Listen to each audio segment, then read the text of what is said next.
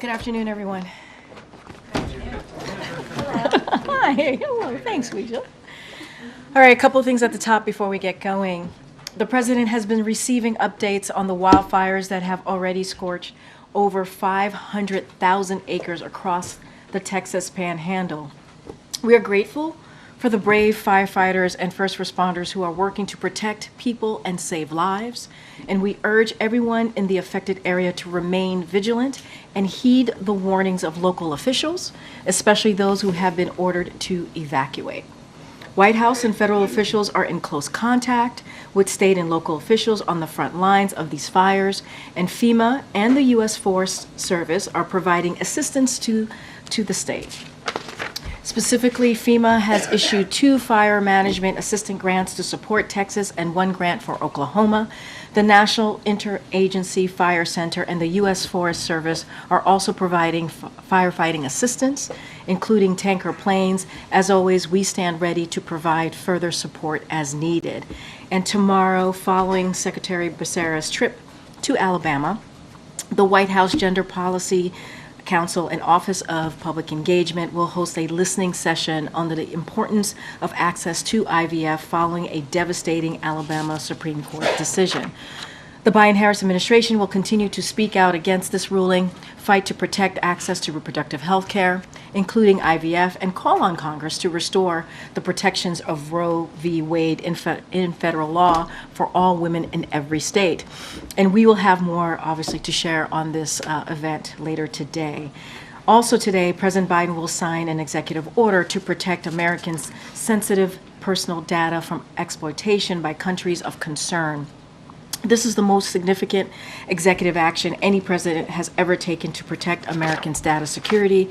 It will authorize the Attorney General to prevent the large-scale transfer of Americans' personal data to countries of concern and provides safeguards around other activities that can give those countries access to sensitive data.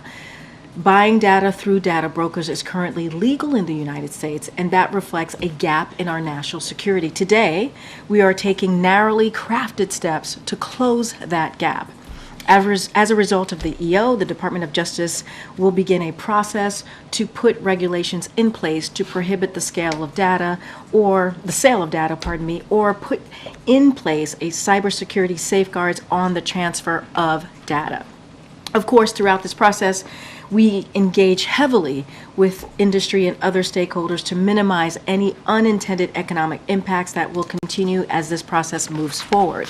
The administration is committed to protecting Americans' safety and privacy, and we will continue to take appropriate action to ensure their protection. With that, Amr, you want to kick us off? Yes. On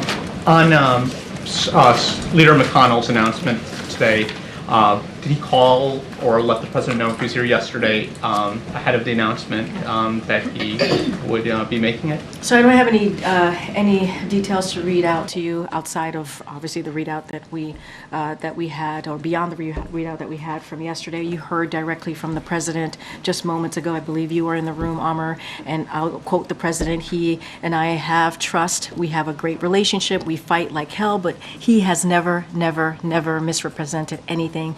I'm sorry, he's stepping down. I just don't have anything outside of that. So to that end, what does this mean, if anything, for current negotiations on big items like the foreign aid supplemental or even the CR? I don't presume it means anything, right? He said he's going to step down essentially by the end of the year. I don't think that affects his leadership. Leader McConnell has been a leader, as you know, for some time of the Senate, and he's been very clear, as well as the other three of the big four yesterday. They said it was important. They all agreed the importance of making sure Ukraine gets the funding that they need. They all four agreed with the president and the vice president on making sure that we keep the government open, and I think that's important to note. And so I don't think it affects Mitch McConnell's leadership in this current time as we're moving forward. Look, we have bipartisan support in the Senate, and we know that we have bipartisan support on the House side as it relates obviously to the National Security Supplemental, and we want to see the House bring that forward and put that to the floor so we can see that moving, so we can make sure that the brave people of Ukraine continues to get the assistance that they need from the United States. And the leader also noted in his floor speech that Father Time remains undefeated, and it's time for the next generation of leadership. How does that sentiment resonate, if at all, with the president? So I'll say this. Look, a decision like that Mitch McConnell, the senator, made is a very personal decision. And that is for an individual to make and decide on. And he spoke to it, so I'll certainly let the senator continue to speak to that if he chooses, and we know his words. We heard it on the floor of the Senate today. The president has been very clear. The president has said he wants to continue to deliver for the American people, as he has done in the last 3 years in a historic fashion. This is a historic presidency. When you think about how we've turned the economy around, when you think about how we've been able to, the president's been able to beat Big Pharma and let Medicare negotiate for the American people, making sure that we're getting these prices to be lower, a climate change agenda, passing the Inflation Reduction Act, an incredibly important piece of legislation, obviously, that is now law, that's going to move the climate situation in a direction that is in the positive way, right? And make sure that we're dealing with the climate change issue. So there's a lot of things that the president has done. He wants to continue that.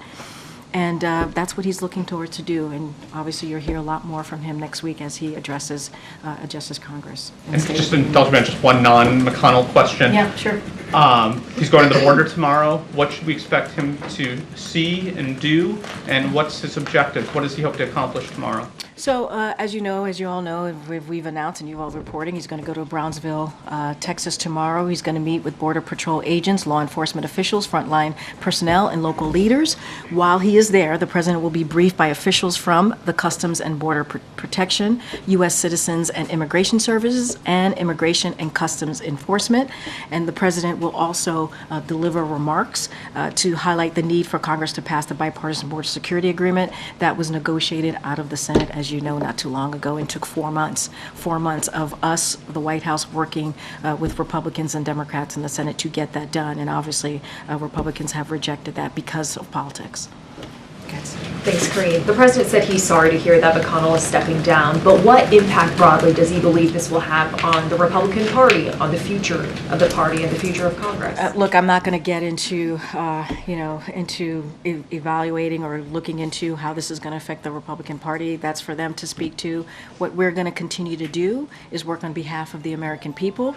We know where the Big Four stand as it relates to making sure that we get that national security supplemental done in a bipartisan way. It was done in the Senate in a bipartisan way. We want to see that get to the floor.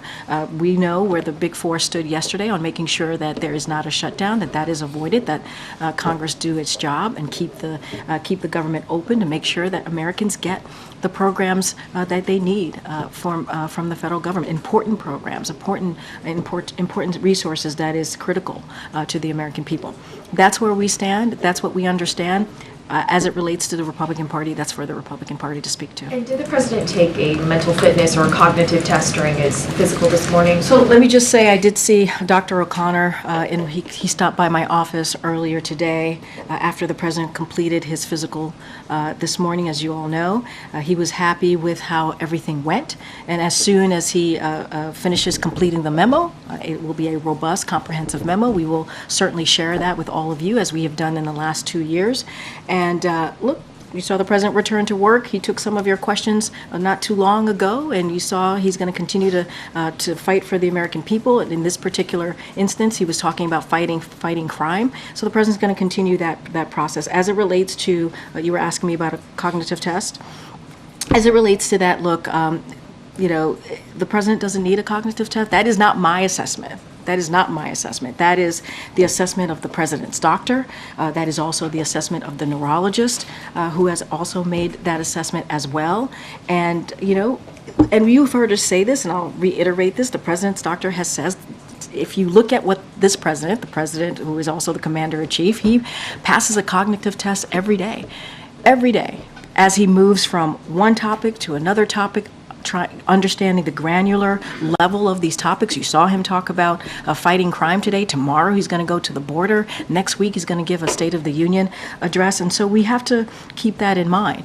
This is a very rigorous job, and the president has been able to do this job every day for the past 3 years. And let's not forget, he is also leading a historic presidency, which is also important to note in everything that we've been able to do. He's been able to get done over the past 3 years. But given that there's been so much scrutiny and you say there's no problem, he'd pass the test every day, why not just have his doctor administer the test and then case closed? Because the doctor doesn't believe that he needs one, because including the neurologist doesn't believe he needs one. Look, I think folks need to understand that the president passes, again, a cognitive test every day. If you look at what a clinical cognitive test is actually, what it actually does, it is a 15-minute appointment that is administered by someone that most of the time people don't actually know. And the president has a team of doctors that is with him 24/7. And he is able to do the work every day that is rigorous, that is more rigorous than it would be for any 15-minute clinical appointment. And you think about the job growth, you think about the record small business action, you think about the bloom in that particular space of 16 million more small businesses have been created. You think about delivering historic investment. That has been done by a president who has to deal with these issues every day, again, on a granular level. And so his doctor, including the neurologist, do not believe that he needs one. That is their assessment. Go ahead, Jeff. Thanks, Karine. Is the president's expectation still that a ceasefire will take place in Gaza starting on Monday?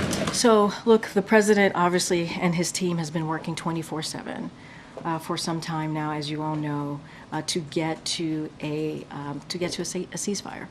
Obviously, that would also include humanitarian aid going into Gaza. That would also include making sure that we get hostages home, including American hostages, back home to their friends and families, obviously, which is incredibly important. We are working around the clock to get that done. The president, you heard the president a couple days ago say that he is optimistic and hopeful in that getting done. And so that is incredibly important to this president, to his entire team, to secure that deal, that hostage deal. So we're going to continue focusing on that. I wish I had something to share of any news on where we were. I do not, but this is a priority for this president. I'm curious if he still thinks that timeline is realistic. I think he's optimistic, and he believes that it is important to get done. Separately, did the president monitor his son's testimony today in Congress? Comment, or does the White House have a broader comment about that? I can't speak to the president monitoring that. Obviously, he was busy this morning. You saw him go to Walter Reed, and obviously he gave remarks and met with did remarks on crime and met with some law enforcement. What I would say is just going to be, as anything that's related to Hunter. Obviously, Hunter and his representatives can speak to that on any specifics regarding his testimony. I'll say this broadly, and we've been very clear here that we think it's a stunt that has dragged on for months and months and months. It's uncovered zero evidence of wrongdoing by President Biden. In fact, House Republicans' own witnesses have refuted their allegations over and over again, and the core premise of their inquiry continues to fall apart. You all have reported this. We have seen this for the past several months. So House Republicans would be better off in helping American families.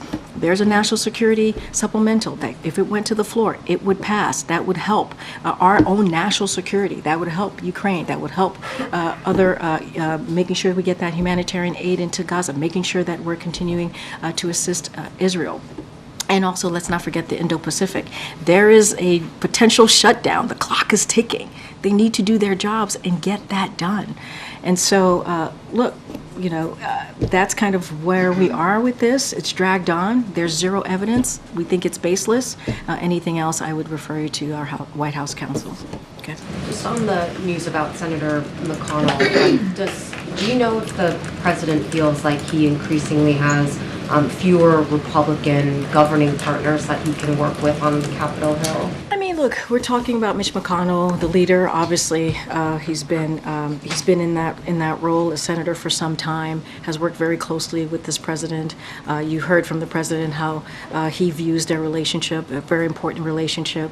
But look, we were able to get a bipartisan negotiation coming out of the Senate on border security, on dealing with a broken immigration system, which is something that people didn't think we were able to do. So, that is really important. We were able to get a bipartisan support on the national security supplemental, 70 to 29, and I think that is also important that we were able to do that in the political climate that we're in.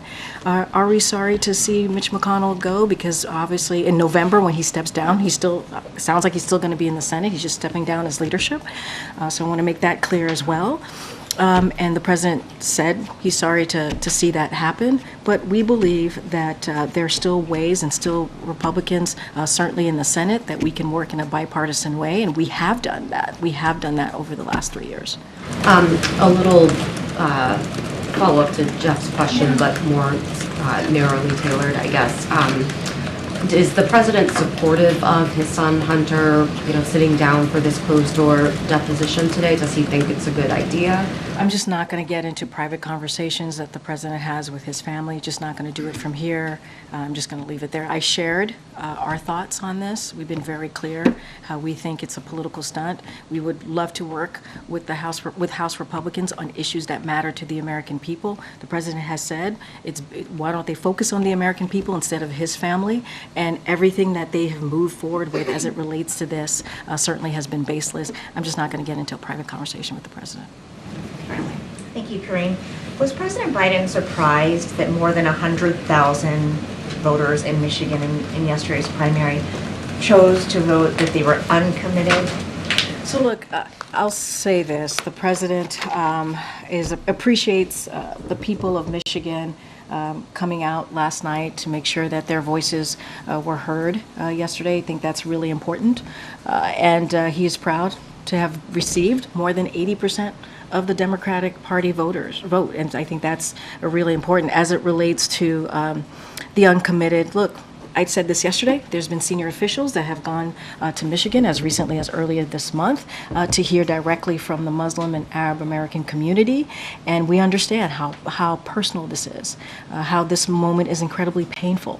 And we're going to continue to have those conversations and we're going to make sure that we continue to listen and continue to engage. And as I mentioned earlier before, this is why it's important to get this hostage deal. It will be accompanied with a temporary ceasefire. And so we want to see that done. We want to see that moving forward. The president's going to continue to work on that 24/7. And let's not forget, we're going to continue to work on making sure there is a two-state solution as well. And so he appreciates folks getting out there, making their voices heard, but he also got more than 80% of the vote in the Democratic primary, and that's important too to note. Go ahead, Jordan. Thanks, Karine. It sounds like negotiators on the Hill are making progress toward avoiding a government shutdown, but it seems like they might need a stopgap spending bill to make sure there's no temporary shutdown. Do you see that as a scenario, and would the president sign one if necessary? So look, we're going to let the negotiators do their job, do their work. We've been very clear. There's no need for a shutdown here. The president and the Big Four made that clear yesterday in their meeting. And House Republicans need to do their job. They need to do their job. It is not rocket science, right? What needs to happen. They need to figure it out. Keep the government open, make sure those all-important programs that the American people need continue. And so I'm going to let the congressional leaders have their conversations, do their negotiations on the exact path forward, and leave that to them. The House is expected to consider a bill that would transfer the RFK Stadium site in Washington, D.C. to local leadership that would be allowed to be redeveloped for perhaps another stadium or housing. Does the White House support that bill? I just don't have anything for you on that. I haven't checked with the team. I know I saw that reporting. I just don't have anything to share with you on And that. lastly, Venezuela has proposed some changes to its election that run aground of the agreement it had with the U.S., moving up the election date. sort of limiting the involvement of opposition. Is the White House aware of that? And if so, would that trigger snapback sanctions if that were the case? So I would have to get back to the team on that particular election question that you just asked me, and just would have to get back to you on that particular piece. Okay, Darren. Thanks, Karine. The World Food Programme has warned that famine is imminent in northern Gaza. Does the White House share that assessment of the situation there, that a famine is imminent, and has the White House urged Israel specifically to let aid into that particular? So this is why we're trying to get that deal, right? This is why we're trying to get the hostage deal, which would be accompanied obviously by a temporary ceasefire. It is important. It is important to get that aid into Gaza, to make sure that we get the food and the necessary medical needs into Gaza. And so that is certainly why we're continuing to push, obviously, to make sure that the hostages get home to their families. And so this is what the president wants to see. We know that innocent Palestinians are indeed suffering in Gaza. We understand that. The president understands that, which is why he's been working, again, around the clock, 24/7, to get that all-important humanitarian aid. You heard from my colleague yesterday, as the administrator from USAID is in the region and announced $53 million of additional humanitarian aid that will go into Gaza to make sure that food is getting in, make sure that some other supplies are getting in, critical supplies. And so that announcement happened yesterday. So we are aware of what's happening on the ground there, and we are going to continue to work 24/7 to get that hostage deal done, to make sure that there is a temporary ceasefire, getting that aid in, and getting those hostages home. Okay. Thanks, Karine. Does the president support an extension of the current continuing resolutions to later in March to give negotiators time to come to an agreement and avoid a government shutdown? So I just got a version of that question, and look, I think we were very clear that all four, the big four that were here meeting with the president and the vice president, were very clear yesterday the importance of continuing to making sure, or keeping the government open and not shutting down. The clock is ticking, and they all agreed that we have to keep the government open. They have to do that, right? And so as it relates to the process and how they're going to do that, I'm going to let the negotiators and congressional members deal with that. They can figure that out, but it is important. It is important that we keep the government open. And I hear what you're saying about Mitch McConnell staying until the end of the year, but with respect to Ukraine aid, based on his comments today, are you concerned that there just isn't support for Ukraine aid among many Republicans in Congress, and that they won't be able to get the votes for that? I disagree. There is actually support for Ukraine. There is bipartisan support in the House. I mean, they got it certainly from the Senate, right? They passed 70-29, a national security supplemental that included aid to Ukraine. They just did that. Now we want to see that go to the floor of the House. And we have heard from Republicans who have said that if it came to the floor, they would vote for it. So that's what we want to see. So we actually believe there's support with House Republicans, obviously with Democrats, to move that really all-important national security supplemental that is needed for not just for Ukraine and obviously Israel and Indo-Pacific and what we need to do there, and getting that humanitarian aid obviously to folks, innocent Palestinians who need it in Gaza, but also for our own national security. It is important that we get done. I talked about this yesterday during the Big Four meeting. We had the CIA director that was in that meeting that laid out the dire consequences and what we have seen in Ukraine as they have lost, they have lost ground on the battlefield, and it is because of congressional inaction. They laid that out for them, and so look, the CIA director was clear in that meeting. We have been clear, and they all agreed. All four agreed that we needed to move forward on this. Okay, Karine. Thanks. Can you talk a little bit about the president's prep for the State of the Union next week? How involved has he been so far in the drafting of the speech, and where that process stands a week out? So look, we still have a little bit more time left. The president, obviously, the president sees this as an incredibly important opportunity, not just to address Congress, but also to address the American people. Millions of Americans are going to be watching and listening to the president talk about the State of the Union. obviously, and how he's going to move forward with his plans on behalf of the American people. As it relates to the draft, it's always in progress, obviously, almost always to the end, to the final minute. And so the president is going to be heavily involved, as he has been for the last two. He's looked forward to this moment. We're still about a week away, and so there's still time. There's still time. He's going to Camp David this weekend. Is that meant to be practice sessions? Is he bringing people up there with him to So look, he's going to work. He's going to work on the State of the Union address. He's going to continue to work on behalf of the American people as he's there. And so look, there's going to be obviously focus on the speech. Just don't have anything else to share. We'll have more color for you as we get closer to next Thursday. And of course, should we expect travel after the State of the Union? Would he be doing that traditional take the message on the road? The president likes to be on the road and talk directly to the American people, so certainly you should expect the president to get on the road as he normally does. Go ahead, Andrew. Thanks, Karine. On the matter of the president's physical, I know in years past, Dr. O'Connor has put out a memo to you that gets released to us. The president is the oldest person to ever serve as president. And I know that you've said he takes cognitive tests every day for doing the job, and Dr. O'Connor has said that he remains healthy enough to exercise his various responsibilities. Having said that, why is the president or your office not willing to make Dr. O'Connor available to us to answer questions here? Previous presidents have put their doctors up at that lectern.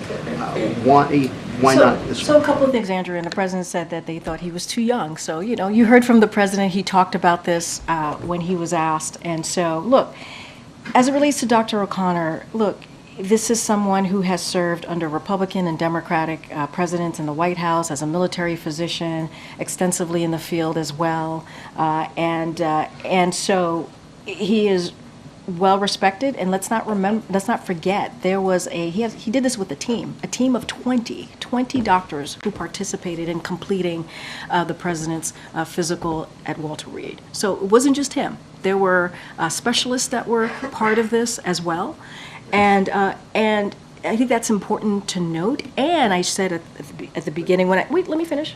I said at the beginning when I was asked this question, it's not just Dr. O'Connor who said this. Also, his neurologists do not believe that he needed, that was their assessment, they did not believe he needed a cognitive test. As it relates to your question, there is not a precedent for bringing the doctor to the podium or to the briefing room. Like, I understand it has happened a few times over the last 35 years, a couple of times, but it is actually not the precedent. And so what Dr. O'Connor has done is he has put forward over the last 2 years a comprehensive, robust memo, as you just stated, that is sent to me, and then obviously we disseminate it to all of you, that lays out in parts of the president's physical. And I think that's important. It is robust and it is comprehensive. That being said, I know it hasn't been a yearly thing for every president, but given the president's age, given that his age is a concern for Americans, according to polling, it is an issue, and that he is the oldest person to ever serve as president, why would it not help, in your estimation, to put Dr. O'Connor or any of the other medical unit physicians that saw the president up there to answer questions, not necessarily from all of us, but some of our colleagues who are medical correspondents, people who really know the medical field? Can he be made available to some of them, even if you don't want to put him up here? I'm not a doctor. Right, and that's why I'm telling you, and you will see from the doctor himself in a couple of hours, we will certainly make this robust, comprehensive memo, as we have done the last 2 years, available to all of you. And the reason I said I'm not a doctor is because his own doctor, his personal doctor, as well as the neurologist, has said that we don't need to have a cognitive test. As it relates to the doctor coming to the briefing room, it is not a norm. We're trying to get back to the norm that it used to be, where doctors don't come to the briefing room. It is not the norm. It is not. It has happened a couple times over the 35 years, but it's not the norm. And so look, the doctor has also said that, look, He is a professional here. He doesn't want to make this about politics. He wants to make this about the work. He wants to make this about making sure that we put forward to you, he puts forward to all of you, a robust, comprehensive memo. And that is what we're going to do. We did it the last 2 years, and we're going to do it again. Okay, one more on Gaza and the Michigan results last night. There are many voters in Michigan, Arab American voters, who have said that they cannot vote for the president again because of what has transpired in Gaza. There are many who voted uncommitted to register their disapproval but remain open to voting for the president in November. What is he going to do between now and November to assuage the concerns of people who in many cases have lost family members, have seen horrible things happen to people they love over there, and they've seen him literally go over and hug the man that they believe is responsible? How is he going to clean that up? So look, and I've answered this already, and I'll say it in this way. Look, the president understands.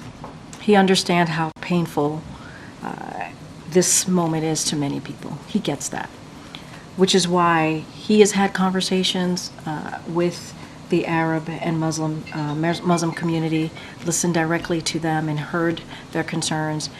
You've heard me say just moments ago how senior officials went to Michigan and listened and engaged, and we're going to continue to do that. This is why he is continuing to work on securing a hostage deal. This is why he is continuing to work to do just that. And if we do that, which is going to be accompanied by a temporary ceasefire, that is going to be important. It isn't going to be important to do. And his team has made that a priority. We're going to continue to get that done. And let's not forget, we got to continue to make sure we get to a two-state solution. And so those are the commitments that the president has made. And as it relates to the pain that community is going through, obviously we're going to continue to listen. We're going to continue to engage, and we understand how painful this is for so many in this country. Thanks, Karine. Do you know, will the report from Dr. O'Connor include the rationale for not doing a cognitive test? I believe that, as I said, the report would be robust and comprehensive. It will certainly speak to that as well. And do you know, does the president have any plans to go to Michigan in the coming weeks or months? And might that include meeting with Arab American leaders? So I don't want to get ahead of the president's schedule. Obviously, the president's going to do a lot of travel over the next several weeks and months. Just don't have anything to share specifically on Michigan. Thank you, Karine. Why go to Brownsville, Texas specifically? Look, I think the president, and I said this at the top, and I've said this many times, he wanted to show that it was important for him to go down there to hear from Border Patrol agents, to hear from first responders and what's going on the ground. He's been to the border before recently in this administration, and he also wants to lay out the work that he has been able to do with senators in a bipartisan way. We were able to come forward to the American people, push forward a bipartisan bill that dealt with the border, the challenges at the border, that also dealt with a broken immigration system. We were able to do that. And, as I've said many times, it's supported by the Border Patrol Union, U.S. Chambers of Commerce, and that is not something that you see every day. But what ended up happening is that Republicans rejected it. They rejected it because of the last president and the politics around the last president.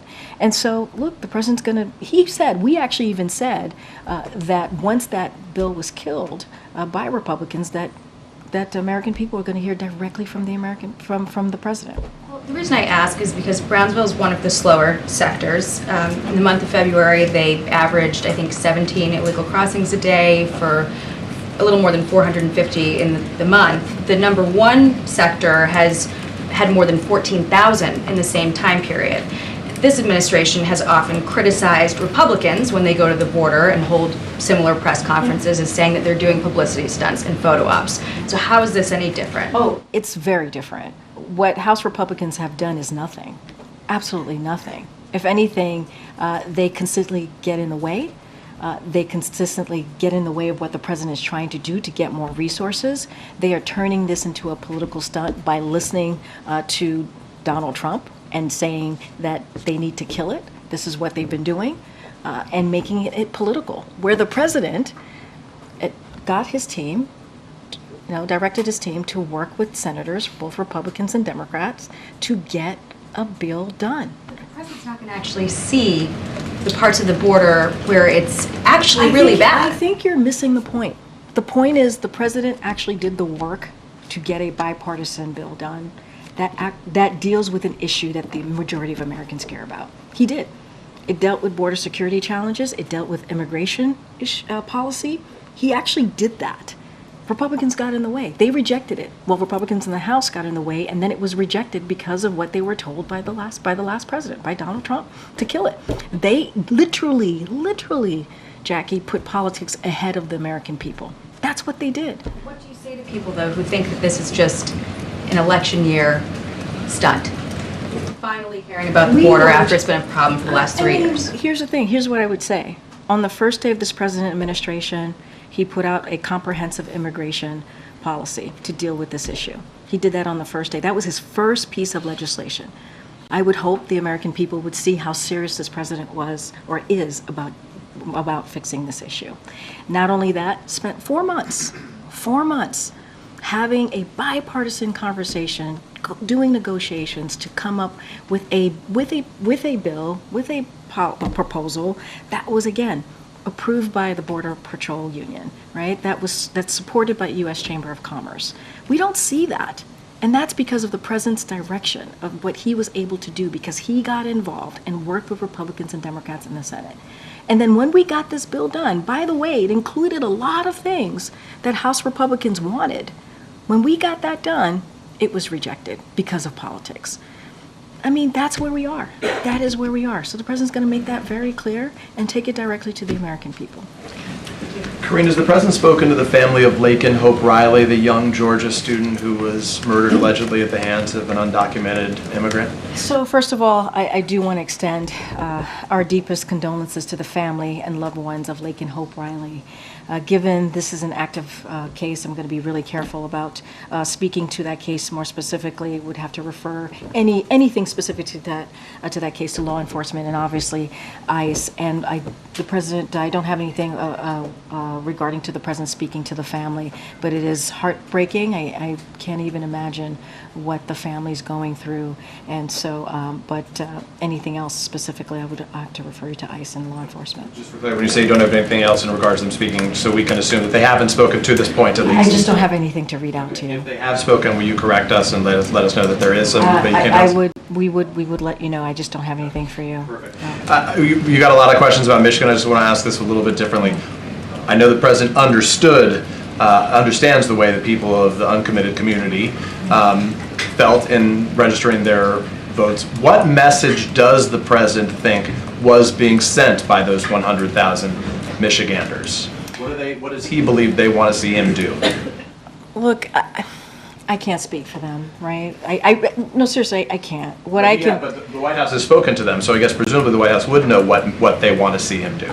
Well, what we're doing, what I can tell you that we're going to continue to do is listen.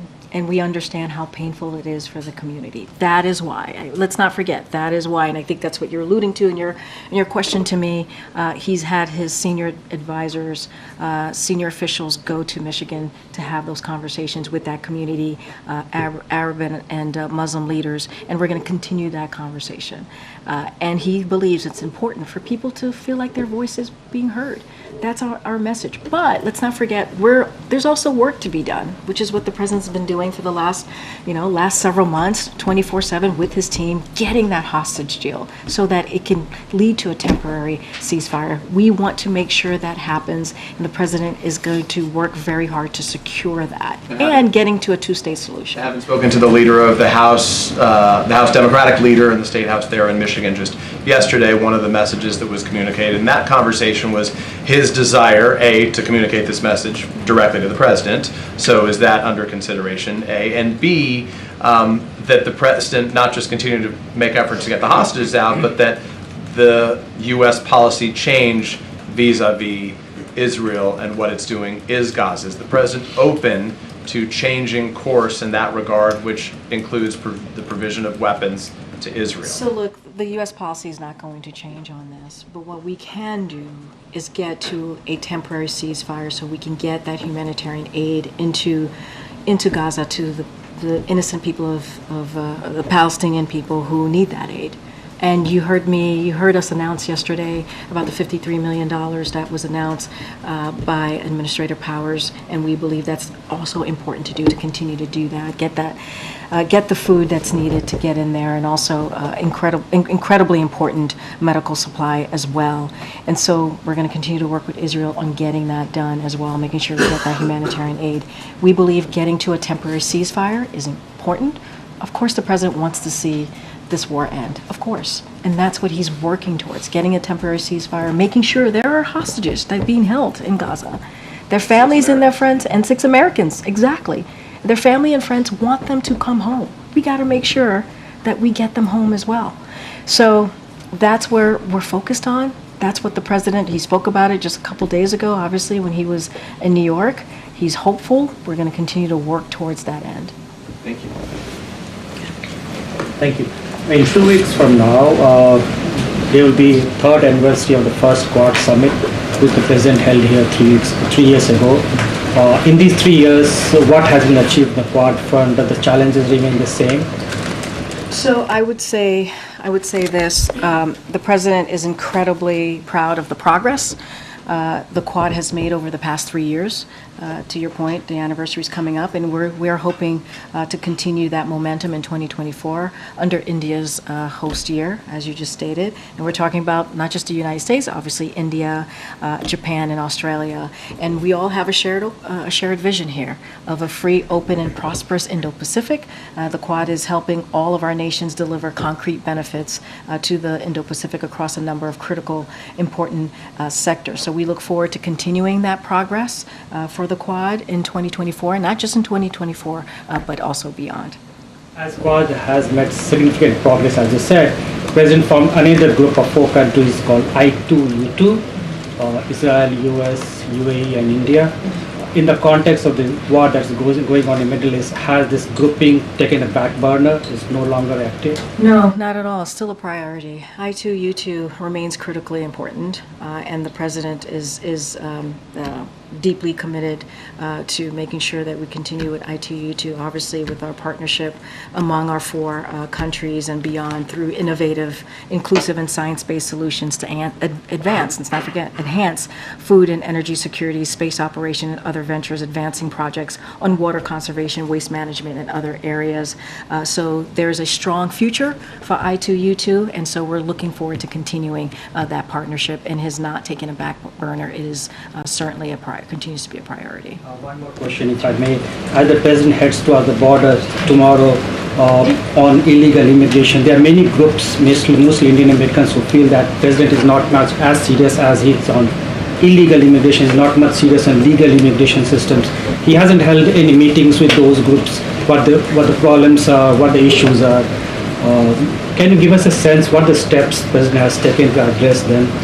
So one of the steps, if we look at H-1B visa process, we have taken action to improve that, and the process and backlogs for lawful permanent residents who are eligible to become U.S. citizens. Just last month, for example, as a part of our efforts to strengthen the integrity of our immigration system and reduce potential for fraud, DHS published a final rule relating to H-1B visas. So the changes promote fairer and more equitable outcomes, and so we will continue our work to improve the system within our authorities, and that has certainly been a priority. Obviously, I would refer you to U.S. Citizens and Immigration Services for any specifics on the actions that we have taken, but we take that very seriously, and we'll continue to do everything that we can to improve the visas process. Thank you, Karine. The U.S. wants South Korea to provide more 155 millimeter artillery cells to Ukraine. South Korea has already provided more artillery cells to Ukraine than Europe. Why does the U.S. demand more support from South Korea? I'm going to let South Korea speak to their own military decisions and their bilateral relations. We are grateful. We are grateful for their support to Ukraine, obviously, as they continue to defend against Russia's aggression. So we are grateful for that. But I'm not going to speak to their own military decisions. That is something for them to speak to. Thank you. Okay. Thanks, Karine. I appreciate it. So on your executive order the president signed today, if I could, what's the level of concern of the president that apps like TikTok and Temu are sending data now, the private data now, to the Chinese Communist Party? So look, we do have concerns, which is why we put out this EO, which we've never seen any other administration do before, right? And it is to protect Americans' sensitive personal data from exploitation by countries of concern. And the most significant executive action that we have seen from any president has ever taken. And so look, it is important. I think as I stated at the top, when you think about the buying data through data brokers, is currently legal. It's legal in the United States. And that reflects a gap in our national security. So this is about national security. This is about people's privacy, Americans' privacy. And so what we're going to do, what this EO is going to do, is going to narrow that by carefully crafting steps to move forward here where we're protecting the privacy of Americans. Then how come the president's campaign then is on TikTok if there's such a concern? So look, I'm going to let the campaign speak for itself. I know this question has come in a couple of times. I'm going to let them speak for itself. As it relates to TikTok or the impact of TikTok or any other companies, look, this program does not target any one company or cover expressive content. But if a company is collecting Americans' data on a large scale that falls under one of the covered categories, such as precise geolocation data, that data won't be able to be sold or transferred to the country of concern once the rulemaking process is complete. So as you know, when the president signs an executive action, there's a rulemaking process, but we believe that this is going to make a difference for our national security and also for the American people in protecting their privacy. So it's important. Okay. Thank you very much, Karine. So tomorrow marks the 4th anniversary of the Doha Agreement between Washington and Taliban. Following the withdrawal from Afghanistan, Washington has repeatedly said that the Taliban needs to fulfill their commitments in the agreement. What specific parts or the commitments does the administration want the Taliban to fulfill under this agreement? So a couple of things here, and I know my colleague at the State Department was asked this question and spoke to this earlier today. So it has been 4 years since the previous administration signed, as you know, the 2020 agreement with the Taliban. This agreement empowered the Taliban, weakened our partners in the Afghan government, and committed to withdraw our troops a few months after President Biden's inauguration, as you know, with no clear path plan for what could come next. That's what we saw. The Taliban have not fulfilled their commitments in the Doha Agreement. The Taliban has also not fulfilled their Doha commitment to engage in a meaningful dialogue with fellow Afghans, leading to a negotiated settlement and inclusive political system. So we continue to hold the Taliban to their commitments, and we are working tirelessly every day to ensure that this set of commitments is fulfilled, and that has been how we're moving forward on that. Is there any plan for VP to do her physical checkup? Oh, you would have to speak to the VP's office. Go ahead. Good, Chair. Thank you. Back on the EO, so you talked about how it narrows this gap that exists in federal law. You would need legislation to fully close that loophole? Yes, we always need Congress to take action here, but we're going to take the step to narrow it. There's going to be, as you know, a process here, and so we're going to let that process take place. But this is a step. This is. Let's not forget. This is a step that no other president has taken, and we want to make sure that we're protecting our national security. We want to make sure that we're doing everything that we can, also to protect Americans' privacy. Is there sort of engagement now with Congress on what that legislation would look like, what it is that needs to happen? I guess what's that next step after this step, right? Well, look, there's going to be a rulemaking process. As the president signed this, right, DOJ is going to move forward on this, and so it's important. They'll have additional details as how it moves with the executive action, and we're always talking to Congress on a myriad of important agendas, items, obviously, that matter to the American people. That will continue. Okay, Nadia. Thank you, Karine. 2 questions. The White House considers Israeli settlements as an obstacle to peace. In fact, it clashes with the president's vision of a two-state solution.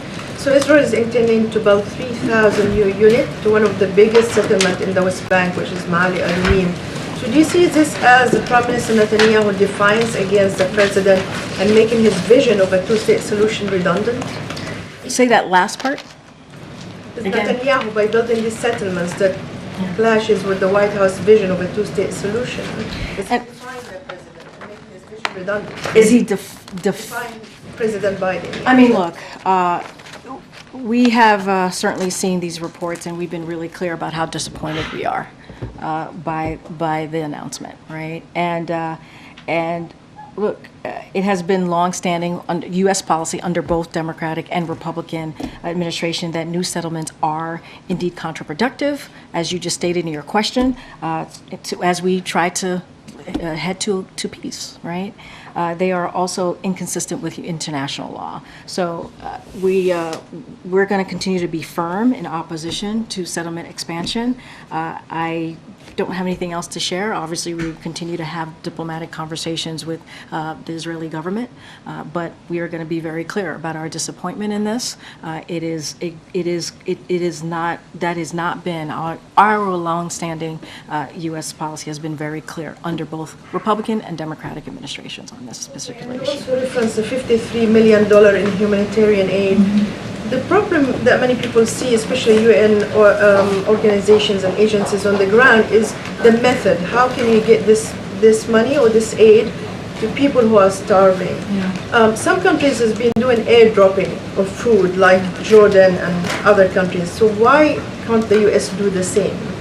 So I don't have anything to share with you about the airdropping. If we're considering that, is that something that we're going to do? Just don't have anything to share about that. But look, this is, again, why it's so important to get to this hostage deal, why it's so important to get to this temporary ceasefire. We need to get all-important humanitarian aid into Gaza, to the innocent people of Palestinian people, to make sure that they have what they need, whether it's food, whether it is medical assistance. We understand that. And as you just mentioned, $53 million was just announced by USAID to help in that process.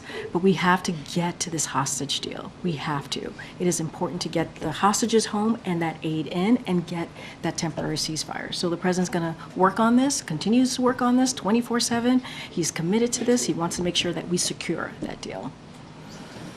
Okay, go ahead, way in the back. Go ahead. Thanks. The former president, his people are saying that the only reason President Biden is going this week is because former President Trump was going to go and he wanted to not lose this issue. So can you give us a sense of what the planning process was to go this week? Look, you guys have covered this president and other presidents for some time. We just can't all of a sudden put something on the president's schedule, right? It takes time to do that. The president has been very clear that he was going to take this issue directly to the American people. He has said that.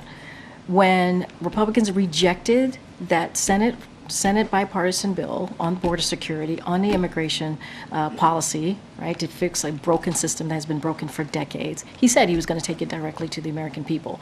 And also, at the same time, hear from law enforcement and frontline personnel who deal with this issue every day. And obviously, he's going to give remarks. But he's been very clear about this, that he was going to take it directly to the American people. He is going because it's important for the American people to hear directly from him. He is going because it's important to highlight that Republicans are getting in the way here. They are getting in the way. They had rejected a deal that parts of that deal they wanted, and they rejected it. So this is not about politics for this president. This is about how we're going to fix an issue that majority of Americans care about. A broken immigration system, the challenges at the border. That's why the president thought it was important to go at this time. On that point, does he feel that Republicans' rejection of the bill, or of the compromise bill, of the product that the Senate put together, does that allow him to flip the script, to go on the offense on this issue? I believe we are on the offense. We believe we are on the offense. 4 months. Let's not forget, it took 4 months to get this done. And work in a good faith.